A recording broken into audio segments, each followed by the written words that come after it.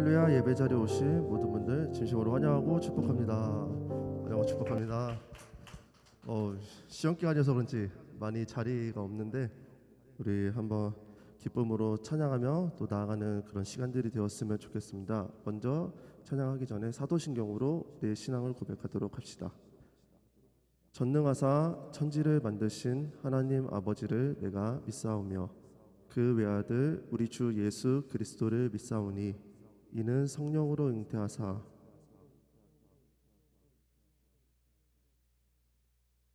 십자가에 못 박혀 죽으시고 장사한 지 사흘 만에 죽은 자 가운데서 다시 살아나시며 하늘에 오르사 전능하신 하나님 우편에 앉아 계시다가 저리로서 산자와 죽은 자를 심판하러 오시리라. 성령을 믿사오며 거룩한 공예와 성도가 서로 교통하는 것과 죄를 사하여 주시는 것과 몸이 다시 사는 것과 영원히 사는 것을 믿사옵나이다. 아멘.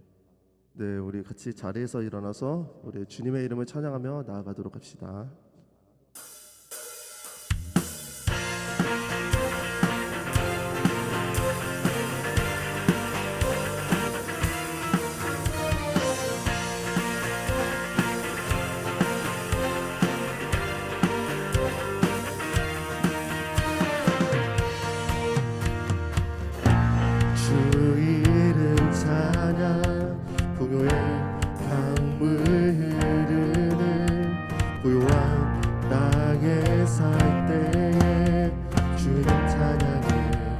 주 이름 찬양 거칠은 주 이름 찬양 거칠은 광야와 같은 인생길 걸어갈 때도 주 이름 찬양해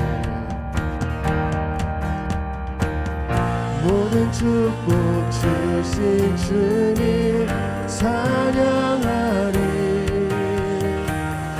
어두운 날이 다가와도 날 외치니 주의 이름을 찬양해 주의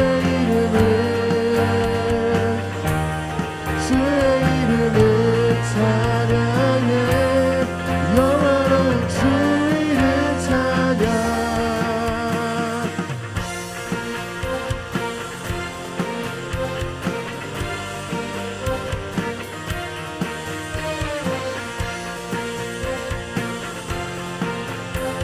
우리 2절로 다시 한번 고백합시다. 주 이름 찬양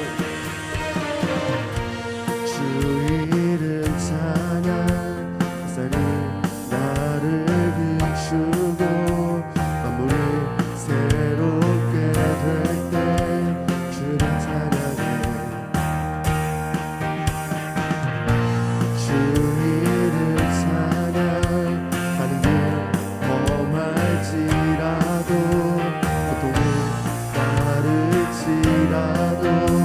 주님 찬양해 모든 축복 주신 주님 찬양하리 어느 날이 다가와도 난 외치리 주의 이름을 찬양해 주의 이름을 찬양해 영원한 주의 이름 찬양 주의 이름을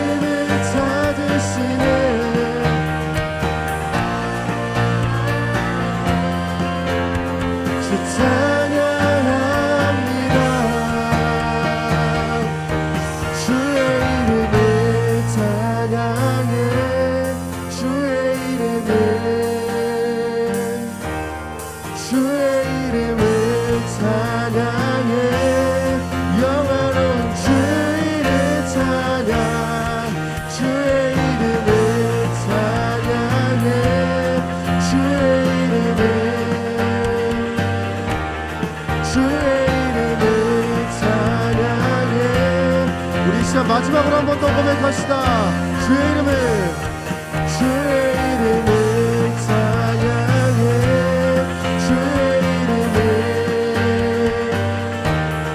주의 이름을 찬양해. 영원한 주의 이름 찬양.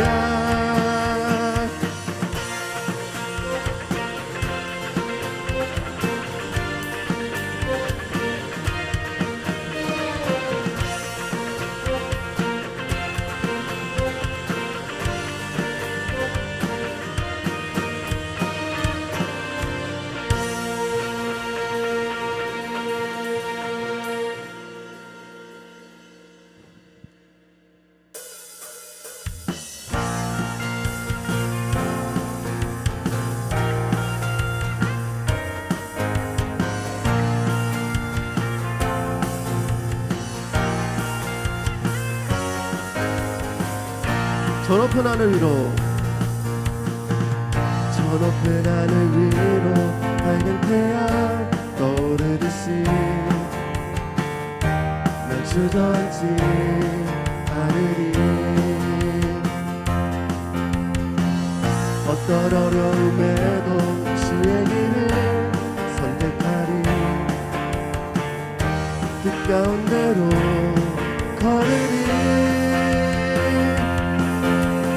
주님을 크게 보는 믿음 가지고 세상에 나타내리라. 놀라운 주의 사랑을 주의 꿈을 안고 일어나리라. 선한 능력으로 일어나리라. 이 땅의 부흥과 회복은 바로 나로부터 시작되니 주의 꿈을 안고 일어나리라. 선한 능력으로 일어나리라. 이 땅의 부흥과 회복은 바로 나로부터 시작되니. 우리 다시 한번 고백합시다. 저 높은 하늘 위로 밝은 태양 떠오르듯이 날 주저앉지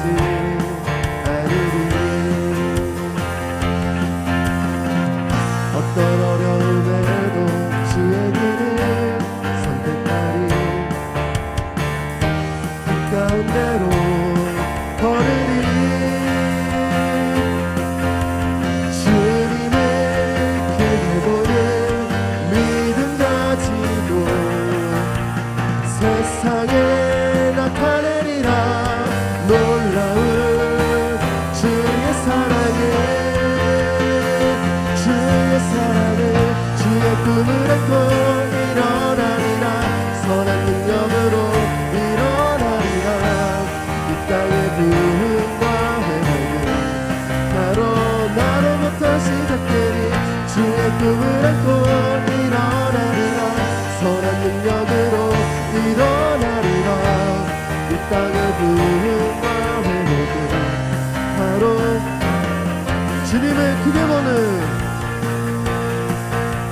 주님을 크게 보는 믿음 가지고 세상에 나타내리라. 우리 한 번 더 고백합시다. 주님을 크게 보는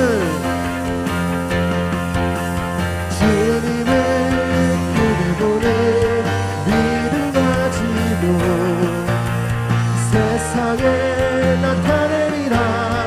놀라운 주의 사랑을 주의 꿈을 안고 일어나리라. 선한 능력으로 일어나리라. 이 땅의 부흥과 회복은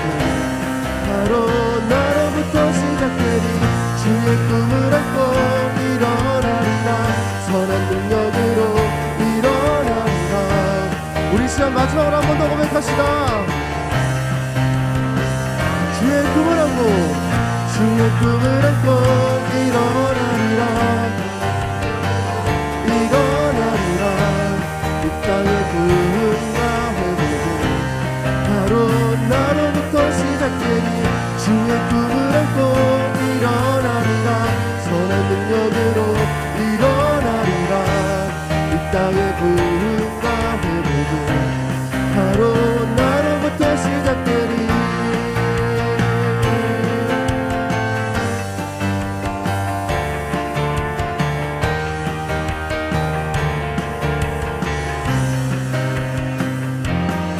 우리 찬양받기 앞까지 주님께 영광의 박수 올려드리기 원합니다. 할렐루야.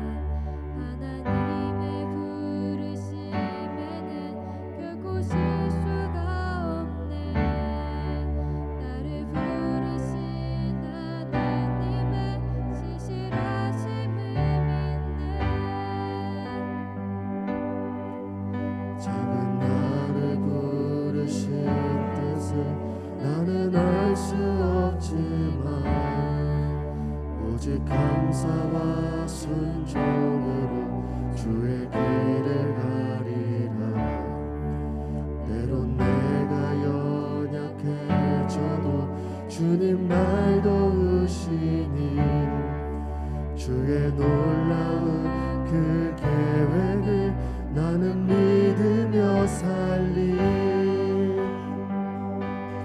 날 부르신 뜻 내 생각보다 크고 날 향한 계획 자의 지혜로 증명 못하나 가장 좋은 길로 가장 완전한 길로 오늘도 나 이끄신 믿네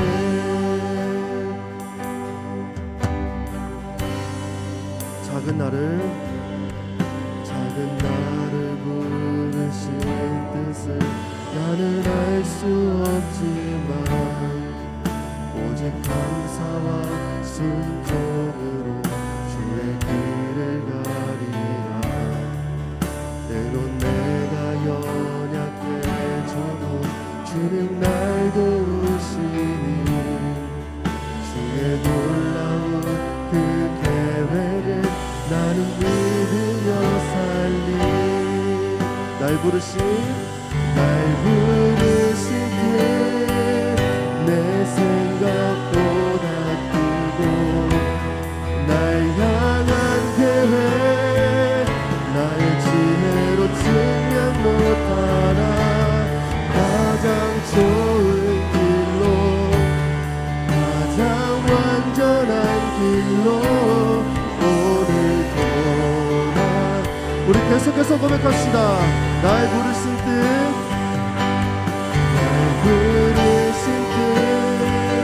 내 생각보다 크고 날 향한 계획 나의 지혜로 증명 못하나 가장 좋은 길로 가장 완전한 길로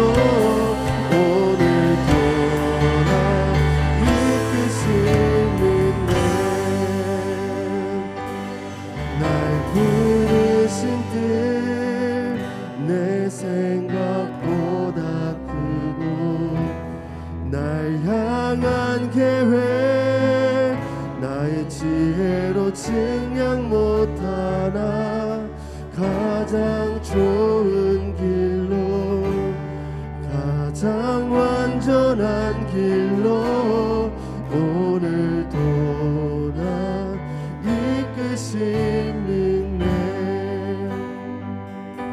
나 찬양해 언제나 어디서나 부르신 그 뜻대로 나를 지으신 주의 뜻대로 나 찬양해 영원토록 노래하네. 나를 부르신 대로 주를 찬양하며 살아가리라. 나 찬양해 언제나 어디서나 부르신 그 뜻대로 나를 지으신 주의 뜻대로 나 찬양해 영원토록 노래하네. 나를 부르신 대로 우리 계속해서 찬양하며 나아가도록 합시다. 나 찬양해 나 찬양해 언제나 어디서나 부르신 그 뜻대로 나를 지으신 주의 뜻대로 나 찬양해 영원토록 노래하네. 나를 부르신 대로 우리 시간 마지막으로 한 번만 더 고백합시다. 나 찬양해 나 찬양해 언제나 어디서나 부르신 그 뜻대로 나를 지으신 주의 뜻대로 나 찬양해 영원토록 노래하네.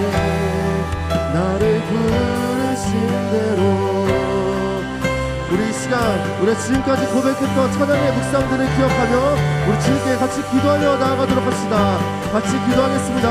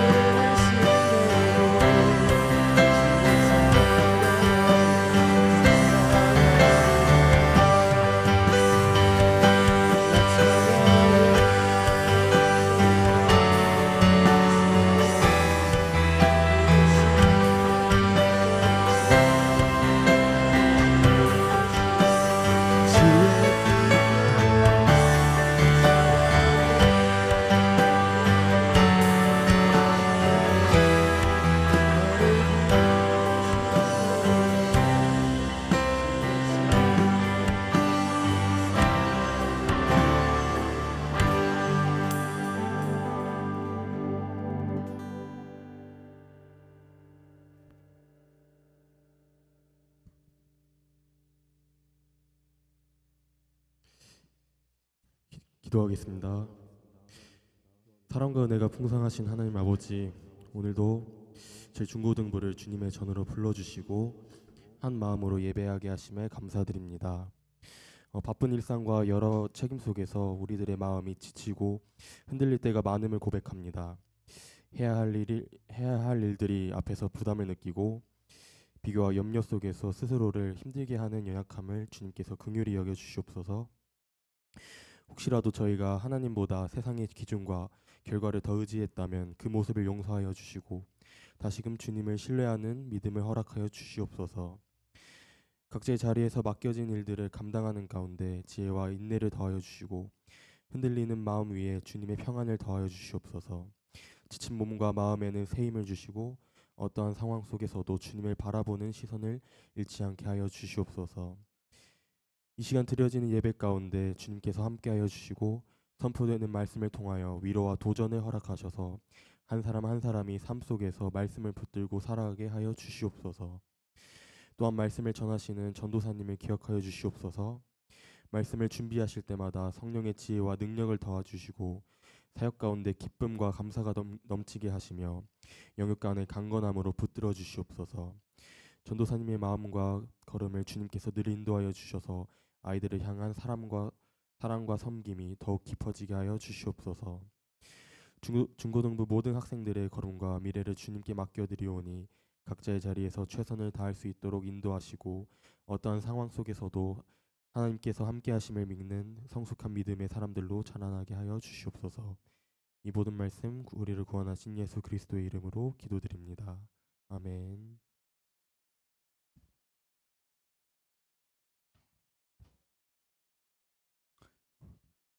우리 봉헌 올려드립시다.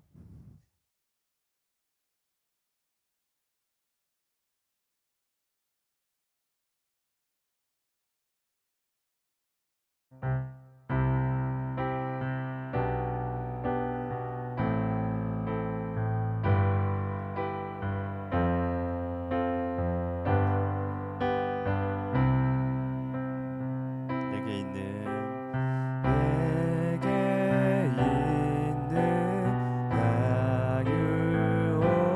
양육함 주께 가져와 그 발 위에 입 맞추고 깨뜨립니다.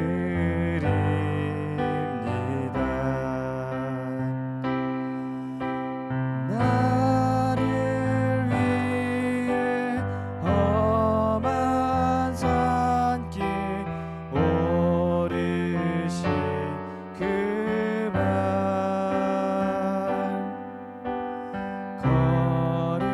걸음마다 크신 사랑 새겨놓았네.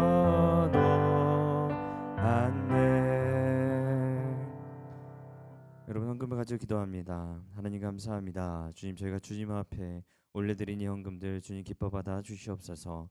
하나님, 저희들이 주님 저희들의 마음을 가지고 주님께 드리는 것이니 하나님, 저희들의 이 가진 것이 주님께 드려지는 마음이 아니라 저희들이 주님께 드리는 그 마음 그 자체만으로 하나님 만족하심을 저희들이 알고 있으니 주여 기뻐 받아 주시옵소서.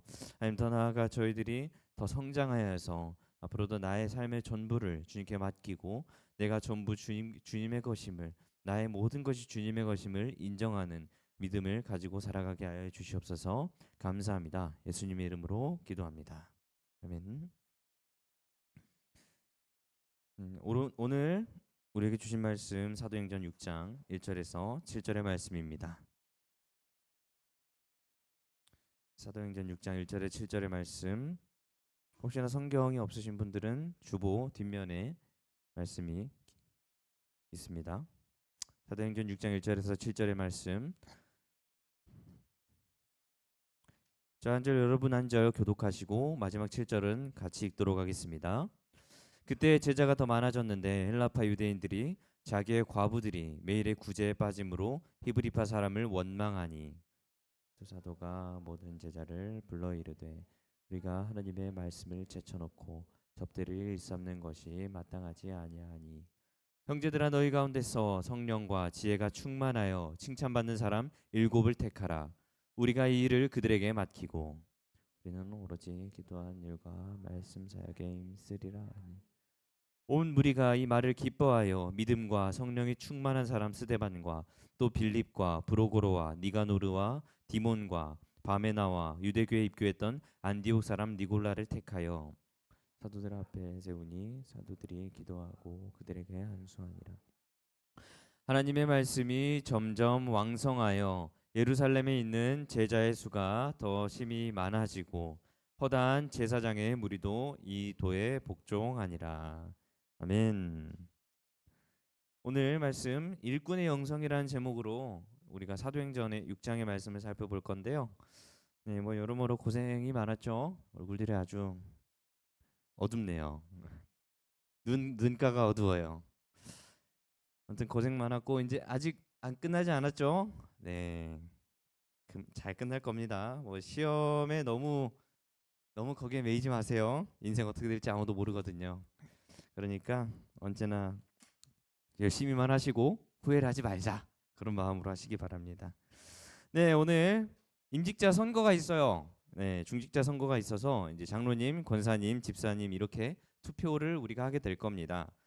그래서 이제 여기 있는 이제 많은 분들, 물론 전부는 아니지만 많은 분들이 투표에 참여하셔야 됩니다. 그렇다면 이제 여러분은 투표권을 가진 자로서 가장 생각해야 되는 게 뭐냐? 자, 우리가 뽑는 사람들이 어떤 사람들이에요? 하나님의 일꾼들이에요. 그렇다면 우리가 뽑는 기준을 어떻게 둬야 되느냐? 일꾼이 누구인가에 초점을 둬야겠죠.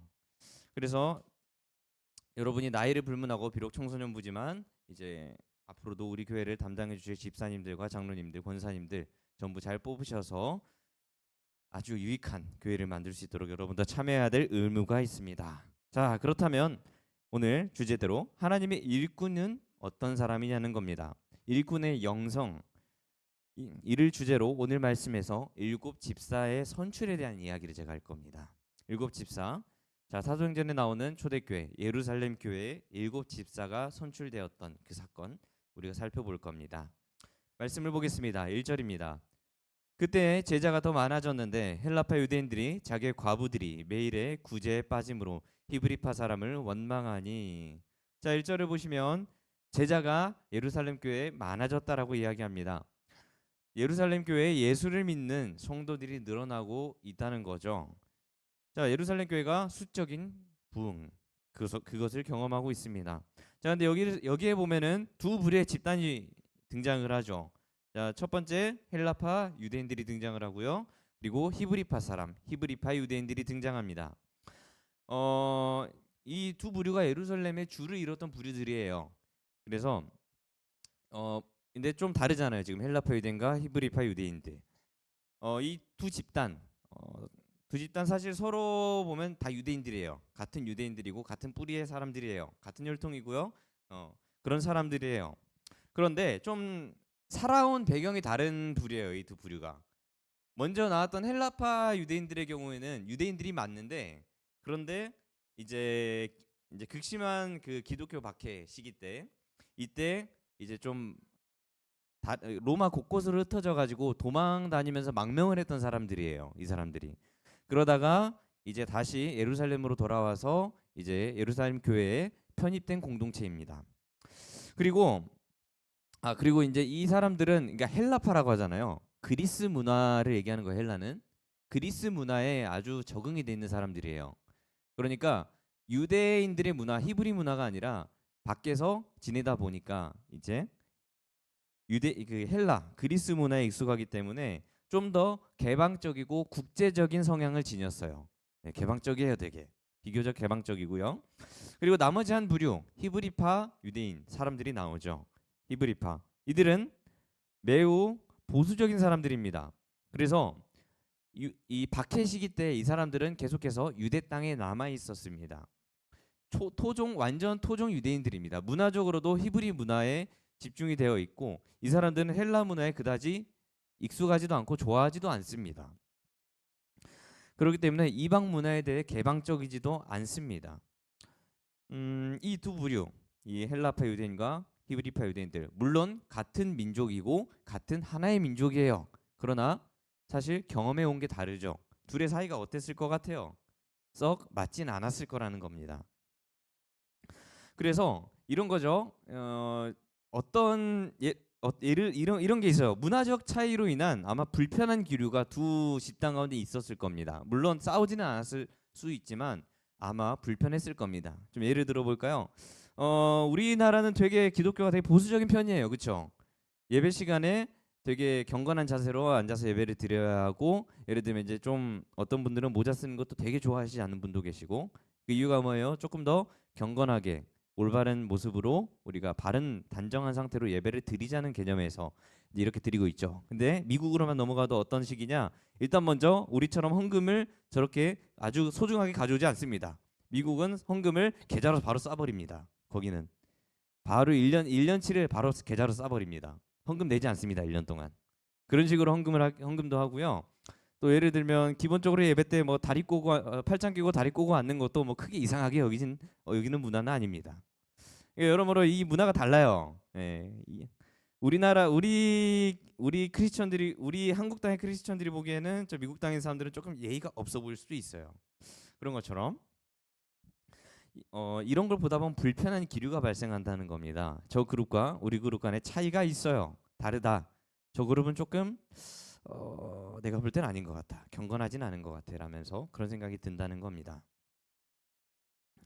그런데 이러한 불편한 문화적인 기류들 있었지만 뭐 큰 문제는 발생하지 않았다가 그런데 잠잠하다가 어떠한 사건이 벌어짐에 따라서 이게 터뜨려지게 되는 겁니다.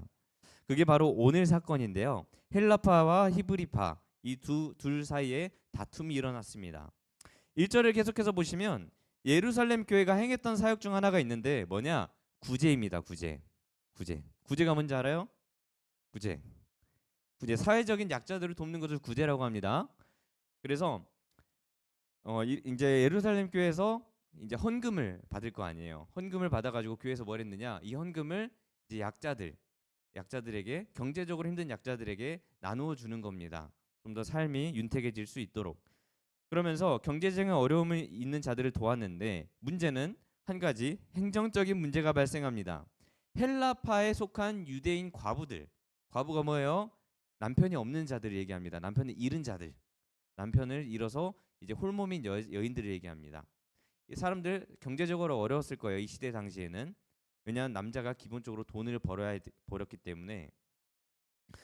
그래서 이제 이 사람들을 교회가 도와야 되는데 문제가 어떻게 발생한 거예요? 이 구제에서 이 헬라파에 속한 과부들이 제외가 된 거예요. 네, 지원을 받아야 되는데 지원을 받지 못하는 일이 발생한 겁니다. 그러다 보니까 이 사건으로 인해서 이 헬라파에 속한 사람들이 마음이 완전히 상해버린 겁니다. 안 그래도 이 문화적으로 이 헬라파는 개방적인 사람들이기 때문에 이 보수적인 사람들한테는 약간 좀 그 개념이 없는 사람들로 여겨질 수도 있어요.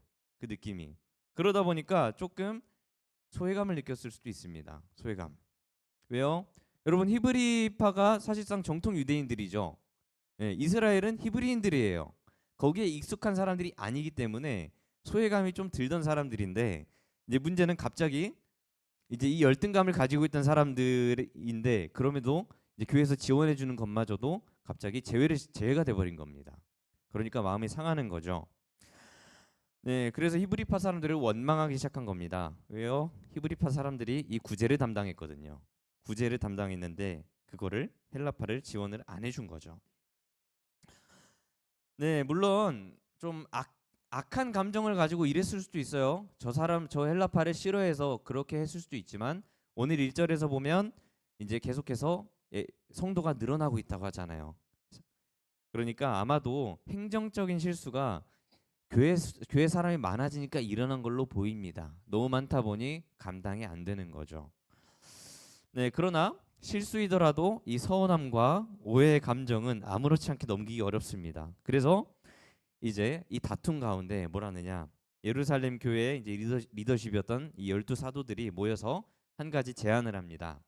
2절부터 4절입니다. 12사도가 모든 제자를 불러 이르되 우리가 하나님의 말씀을 제쳐놓고 접대를 일삼는 것이 마땅하지 아니하니 형제들아 너희 가운데서 성령과 지혜가 충만하여 칭찬받는 사람 7을 택하라. 우리가 이 일을 그들에게 맡기고 우리는 오로지 기도하는 일과 말씀 사역에 힘쓰리라 하니. 쉽게 말하면 사람을 뽑아서 업무 분담 행정 시스템을 만들겠다는 겁니다. 사도들이 자기들은 말씀을 전하고 기도하는 일에 전념할 테니 이제 이 구제를 담당할 리더십을 뽑겠다는 건데 그들이 바로 집사라는 직분입니다. 집사. 그래서 3절을 보면 이제 어떤 자격을 가진 자를 택하라고 그래요? 성령과 지혜가 충만하여 칭찬받는 사람을 이야기합니다. 자, 이 사람들에게 이제 행정을 맡기겠다는데 구제 행정을 맡기겠다는데 자, 먼저 성령이 충만한 사람이 어떤 사람일까요? 하나님을 경외하는 자들을 얘기합니다. 하나님을 경외하는 자들.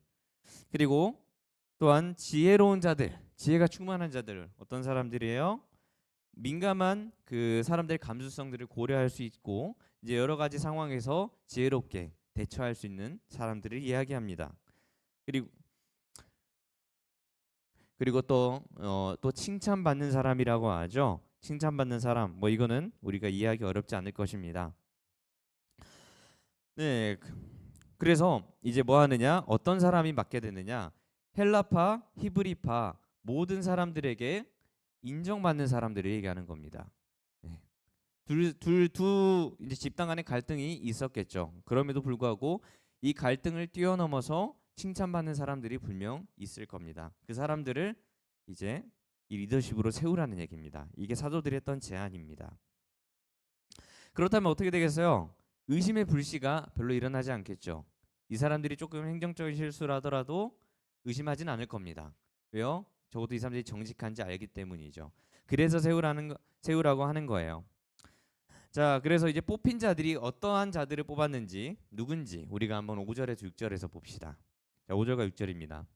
온 무리가 이 말을 기뻐하여 믿음과 성령이 충만한 사람 스데반과 또 빌립과 브로고로와 니가노르와 디몬과 바메나와 유대교에 입교했던 안디옥 사람 니골라를 택하여 사도들 앞에 세우니 사도들이 기도하고 그들에게 안수하니라.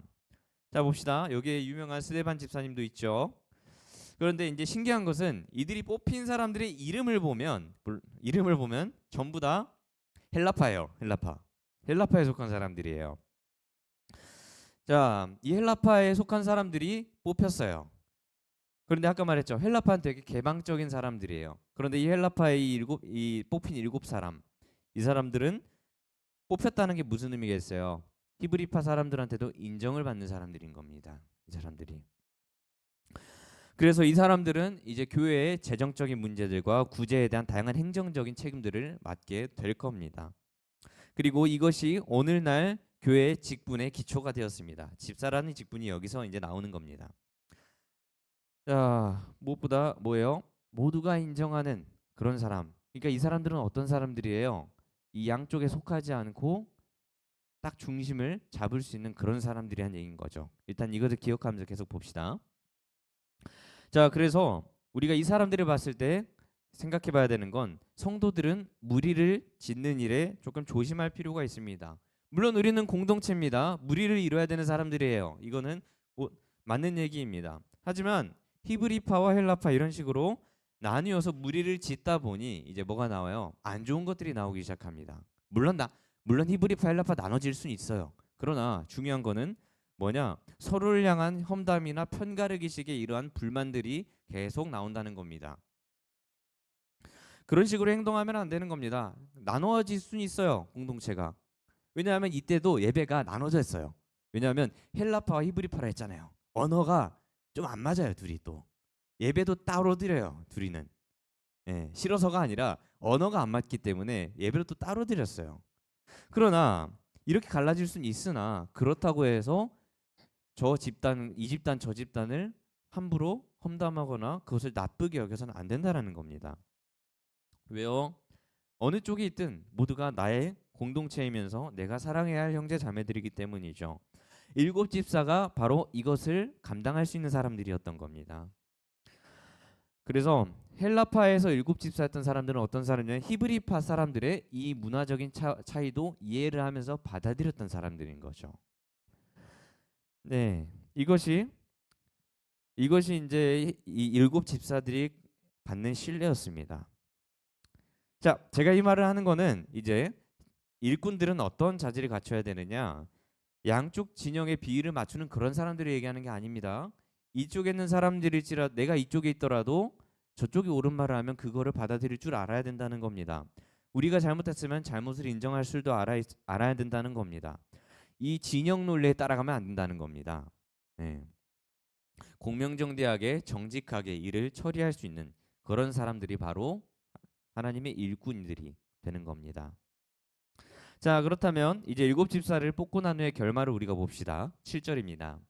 하나님의 말씀이 점점 왕성하여 예루살렘에 있는 제자의 수가 더 심히 많아지고 허다한 제사장의 무리도 이 도에 복종하니라.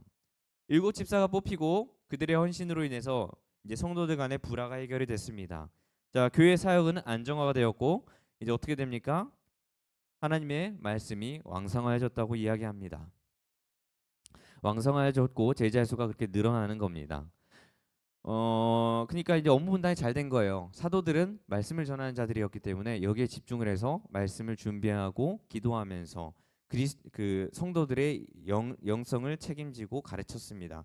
그리고 성도들은 뭘 했느냐? 그 이외의 것들, 행정적이고 사람에 대한 문제들 이런 것들을 잘 담당해 준 것입니다. 그런데 이제 더 엄청난 역사는 이 7절의 하반절에 있는 거예요. 뭐냐? 제사장의 무리가 제자가 되었다라고 얘기를 합니다. 이게 오늘 말씀의 좀 약간 핵심적인 내용인데요. 자, 여기서 여기서 말한 제사장들은 우리가 구약에서 보던 그 하나님을 섬기는 제사장들과는 좀 개념이 다릅니다. 이 제사장들은 어떤 사람이냐면 예수를 인정하지 않던 유대인들의 제사장입니다. 예수를 인정하지 않은 유대인들의 제사장. 쉽게 말하면 예수님이 십자가에서 돌아가실 때 누가 매달았어요? 이 사람들입니다. 예수님이 십자가에 매단 사람들이 이 무리입니다. 물론 동일 인물들은 아닐 수도 있겠지만 그러나 적어도 예수님을 십자가에서 매단 무리가 이 제사장 무리거든요. 그러니까 이 예수님 믿지 않던 종교 지도자들, 이 부류들을 얘기하는데, 자, 이 사람들이 어떻게 돼요? 개종해서 예수를 믿는 자들이 돼버리는 겁니다. 예루살렘 교회의 성도가 됩니다. 예수님을 믿는 교회를 박해하던 자들입니다. 이 사람들은. 그럼에도 불구하고 이 사람들은 믿음에 들어가게 된 겁니다. 자, 여기서 임명된 집사들이 잘했던 게 뭐냐? 그들의 큰 역할이 무엇이냐? 이 제사장들의 계종에서 나타나는데, 자, 우리가 잘 생각해 보면 이 제사장들 성경을 잘 알겠죠, 이 사람들. 그렇죠? 아주 이때는 구약 성경을 보았기 때문에 성경을 어떻게 했어요? 아주 능통했겠죠. 그런데 이 사람들이 가장 어려운 점이 뭐냐면 하나님에 대해서 성경 지식이 풍부하다 보니까 사실 사도들이 하는 그 설교나 이런 말씀을 보고도 예수님을 인정하지 않습니다. 쉽게 인정하지 않습니다. 왜냐하면 이미 그들에게는 선입견이 들어가 있어요. 성경에 나오는 구약 성경이 말하는 것은 예수님을 얘기하지 않는다라는 그 선입견이 이미 들어가 있기 때문에 아무리 얘기해도 듣지를 않아요. 그 사람들은. 그런 고집이 있기 때문에 쉽게 안 넘어갑니다. 이런 거죠. 나는 이미 다 알고 있다는 겁니다. 사도들이 설교하는 그 설교, 그건 예수가 아니다라고 얘기하는 겁니다. 그렇기 때문에 계속 이 사도들의 설교가 어떻게 보면 들어가기 되게 힘들었을 거예요. 그런데 이 사람들이 어떻게 돼요? 회심을 하였고 개종을 해서 예수를 믿는 자들이 되었다라고 기록합니다. 자, 이 제사장들의 회심의 계기가 무엇이냐? 그렇다면 이 집사들의 역할이 컸다는 겁니다. 집사들의 역할. 이런 거예요. 여러분, 말씀을 잘하는 사람들은요, 말씀을 알기 때문에 생각보다 누군가 가르치는 말씀에서 잘 안 들립니다. 그런데 이 제사장들이 뭘 보고 깨닫게 되냐면은 이 집사님들과 성도들이 하는 그 행동들을 통해서 회심을 하게 되는 겁니다. 무슨 소리냐면 예수를 믿는 자들의 일상과 그들이 형성하는 교회를 보았을 때 예수님의 가르침의 능력이 있었고 예수님이 만드셨던 그 교회의 능력이 있다라고 받아들이게 되는 겁니다. 예수를 믿는 자들의 일상과 교회를 보니 예수를 체험하게 된 것이고 예수를 그 마음에 받아들이게 되는 겁니다. 그렇게 예수님이 내가 머리로만 알던 성경이 예수 그리스도를 통해서 이제 내 마음에 들어오는 겁니다. 그 콧대 높던 제사장들, 예수를 십자가에 매달았던 제사장들이 뭐예요? 이 집사들의 헌신을 통하여서 받아들이는 계기가 마련됐던 겁니다. 제가 이 이야기를 한 이유가 단순히 예루살렘 교회가 사도들의 노력만으로 부흥을 경험한 게 아니라는 겁니다. 제사장들이 회심하게 된 계기는 이 집사들의 총괄 아래 이루어진 그리스도인들의 모습과 사도들의 말씀과 기도의 사역이 시너지를 일으키는 겁니다. 여러분, 좋은 교회는 설교를 잘하는 목사님과 전도사님이 있는 게 아닙니다. 요즘 그런 거에 많이 치우쳐 있어요. 왜요? 유튜브만 봐도 이 설교 잘하는지 아닌지를 판단합니다. 그래서 그 교회를 가버립니다. 그거는 좋은 교회를 선정하는 기준이 되지 못합니다. 여러분, 교회에는요, 일곱 집사 같은 성령 충만하고 지혜로운 일꾼의 섬김으로 인해 세상에 예수가 드러나는 교회가 좋은 교회입니다. 네. 우리의 삶을 통해서 예수를 믿는 믿음이 증명되는 교회가 좋은 교회입니다. 그거를 우리가 생각해야 된다는 겁니다. 우리 교회를 포함해서 오늘날의 교회를 봅시다. 사실 전도사님과 목사님들은 말씀을 가르쳐요. 그게 저희들이 일이에요. 제가 해야 될 일이에요. 그러니까 저희도 설교 준비하는 데 힘을 쓸 겁니다. 저도 그런 책임감을 가지고 있고요. 저는 늘 하나님의 말씀을 잘 전해야겠다. 그것이 제가 해야 될 임무고 책임이고 양심입니다. 그러나 문제는 말씀 준비하고 예배 준비하고 교회를 하다 보니 사실 교회 일에 집중하는 거에 많은 시간을 썼습니다. 저는. 그러다 보니까 문제가 뭐냐? 그렇게 세상 사람들과 소통할 여지가 많지는 않아요. 그렇게까지. 물론 없다는 얘기는 아니에요. 그러나 이제 오히려 여러분 같은 경우에는요, 믿지 않는 자들과 밀접하게 연관될 때가 되게 많습니다. 실질적으로는 바깥에서 여러분이 더 자주 많이 드러난다는 거예요. 여러분이. 바깥에서 제가 드러나겠어요? 여러분이 더 많이 드러나겠어요? 여러분이 더 많이 드러난다는 겁니다. 여러분의 신앙생활이 저보다 더 많이 드러난다는 겁니다. 사실. 그러다 보니까 여러분 전도라는 거는 사실 저보다도 여러분의 삶에서 더 크게 작용을 합니다. 여러분이 더 핵심적인 역할입니다. 또한 교회 안에서도 우리가 보면 장로님과 집사님들과 권사님들 봅시다. 네, 이분들이 위임이 되는데 그분들이 없으면 주일이 쉽게 흘러가지가 않습니다. 네, 저도 같아요. 이 청소년부에서 여러분이 찬양팀이든 이 선생님이든 각자 맡은 영역에서 함께 준비해 주기 때문에 이 예배를 원활하게 준비할 수 있는 겁니다. 저도 말씀에 집중을 할 수가 있고요. 그 외에도 다양한 교회 일꾼들이 있기 때문에 교회가 계속해서 잘 흘러가는 겁니다. 이게 그러니까 제가 말하고 싶은 거는 여러분 우리가 말씀이 왕성하고 교회가 흥왕하며 교회 가운데 하나님의 역사가 성령의 역사가 일어나는 거는 단순히 앞에 있는 저만이 할 일이 아니라는 겁니다. 우리는 모두 이 말씀을 풍성하게 하는데 그 책임을 가지고 있는 자들이고 교회 가운데 사랑과 협력이 일어나는 모든 일에 있어서 다 똑같은 일꾼들이라는 겁니다. 각자 자신의 책임을 맡아서 하기 때문에 교회가 이렇게 잘 흘러갈 수 있는 겁니다. 그래서 여러분 중요한 것은 이겁니다. 일꾼에게 있어서 교회 이럴 때가 많아요. 교회를 자주 옮겨 다니는 분들이 계시거든요. 물론 그게 나쁘다라고 얘기할 수는 없어요. 상황에 여건이 있기 때문에 그럴 수 있다라고 생각을 합니다. 그러나 중요한 것은 이 떠나든 떠나지 않든지 간에 어쨌든 여러분이 지금 이 속한 교회는 여러분 각자의 책임이 지워진 교회입니다. 여러분이 선뜻 이 교회를 섬기고 내가 말씀 들으러 오는 것이 교회가 아니라요. 어느 교회를 다니든 그 교회는 내가 섬겨야 할 예수님의 몸된 교회입니다. 여러분이 동현교회에 있는 동안 이곳을 풍성하게 만들 일꾼의 의무를 지니고 있습니다. 그 누구도 제외되지 않습니다. 예수님을 믿는다고 고백하는 분들이라면 모두 이 교회에서 그 책임을 감당해야 될 의무가 있습니다. 그것이 우리에게 주어진 것입니다. 그래서 저도 그런 거예요. 비록 저도 부족할 때가 많지만 온 힘을 다해서 말씀을 준비합니다. 그리고 이 자리에서 선포합니다.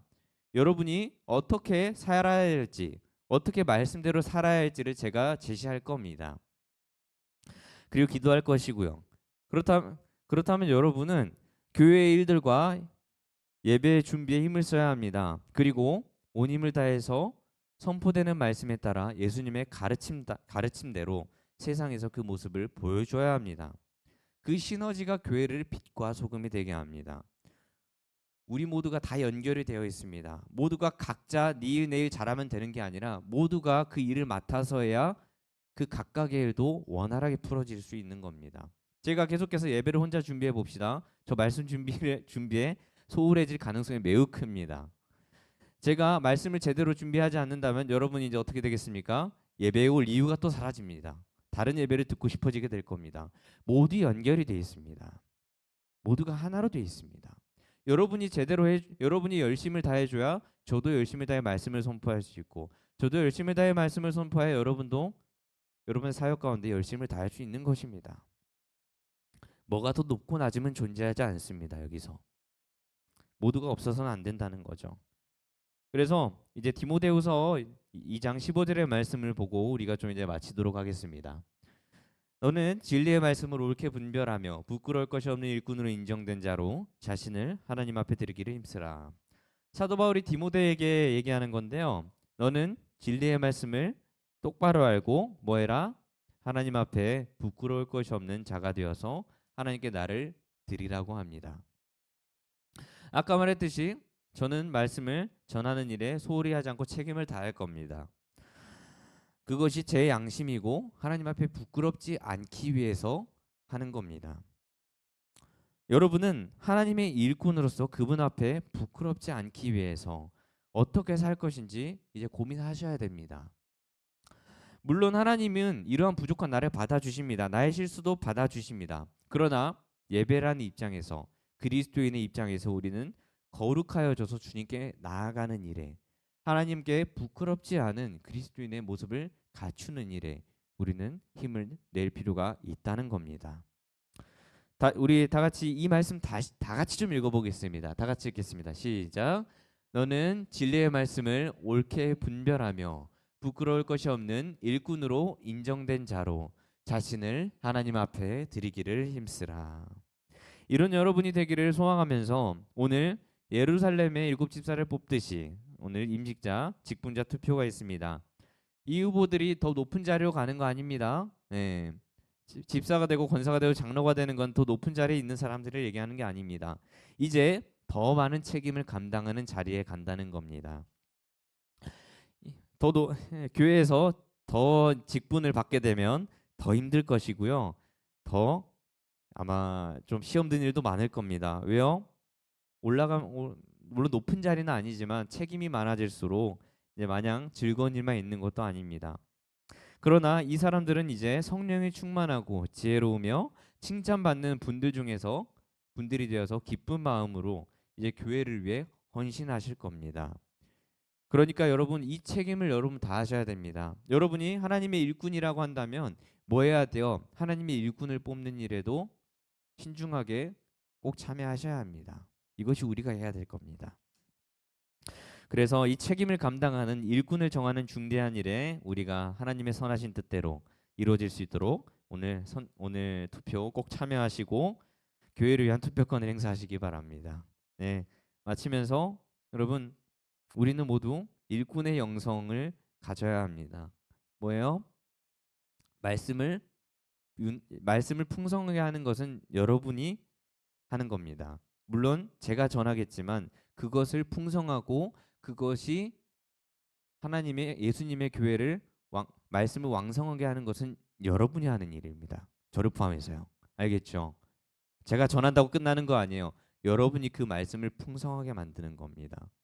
네, 제가 아무리 말해봐야 여러분이 그걸 살아내지 않으면 제가 말하는 거는 그다지 큰 힘을 낼 수 없습니다. 뭐예요? 도와달라는 겁니다. 저와 같이 이 교회를 위해서 말씀을 풍성하게 만드는 우리 청소년부가 되기를 소망합니다. 기도하겠습니다. 하나님 감사합니다. 주님 저희가 말씀을 들었습니다. 하나님 주님 모든 것이 다 주님의 하나된 공동체입니다. 말씀을 왕성하게 하며 교회 가운데 화목하게 하며 사랑을 이루는 것은 우리 모두의 책임입니다. 주님 저희들이 이 책임을 감당하게 하여 주시옵소서. 내일 내일이 아니라 내가 하는 일들이 이 모든 각각의 일 가운데 도움이 되는 것임을, 모든 각각의 일 가운데 하나님의 은혜가 주어지는 것임을 기억하면서 내가 나의 일을 감당하게 하여 주시옵소서. 예수님의 이름으로 기도드립니다. 아멘. 우리 주기도문으로 1부 순서를 마치겠습니다. 시작. 하늘에 계신 우리 아버지여, 이름이 거룩히 여김을 받으시오며 나라가 임하시오며 뜻이 하늘에서 이루어진 것 같이 땅에서도 이루어지이다. 오늘 우리에게 일용할 양식을 주시옵고 우리가 우리에게 죄 지은 자를 사하여 준 것 같이 우리 죄를 사하여 주시옵고 우리를 시험에 들게 하지 마시옵고 다만 악에서 구하시옵소서. 나라와 권세와 영광이 아버지께 영원히 있사옵나이다. 아멘. 네, 광고하겠습니다. 오늘 광고는 좀 제가 할게요. 시간이 부족하기 때문에. 자, 여름 캠프 안내 드립니다. 지금 신청을 넣어놨어요. 여름 캠프 확정이 됐기 때문에 7월 23일부터 25일까지 우리는 수련회를 가게 될 겁니다. 그래서 등록비 8만 원이니까 여러분 오늘부터 신청을 받을 거예요. 저한테 신청을 하셔도 되고 선생님한테 신청을 하셔도 됩니다. 아무튼 오늘부터 신청 받을 테니까 네, 꼭 신청을 해주세요. 그 애매한 친구들도 있을 겁니다. 그래도 일단 이제 수련회 2주 전까지는 100% 환불이 되기 때문에 이거 좀 감안하셔가지고 일단 갈 수 있으면 간다고 하시고 마냥 빼지 마시고 아시겠죠? 2주 전까지는 또 바꿀 수 있으니까 갈 거면 신청을 하세요. 자, 그다음 자 투표 예비 마치고 오늘 12시 20분에 다 같이 올라갈 겁니다. 자, 그다음 자, 성경 암송대 안내 드리겠습니다. 원래 5월 17일로 부서 선발이 예정돼 있었는데 6월로 연기됩니다. 네, 6월로 연기되니까 기억하시고 본선대회는 그대로 7월 중에 실시됩니다. 네, 그다음 있나요? 네, 끝입니다. 아무튼 12시 10분까지 모임 마치시고 이따가 다 같이 자, 따로 올라가지 않겠습니다. 같이 올라갈 겁니다. 자, 그래서 자, 세례 교인만 가능합니다. 아닌 친구들은 투표권이 아직 없습니다. 아시겠죠? 아무튼 12시 10분까지 모임을 마치시면 됩니다. 모임으로 흩어지겠습니다.